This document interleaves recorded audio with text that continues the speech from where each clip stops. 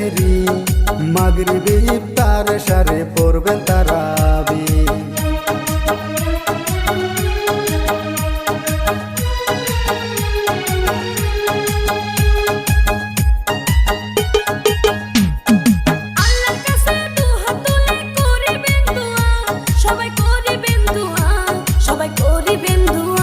ও আল্লাহর কাছে দুহাত তুলে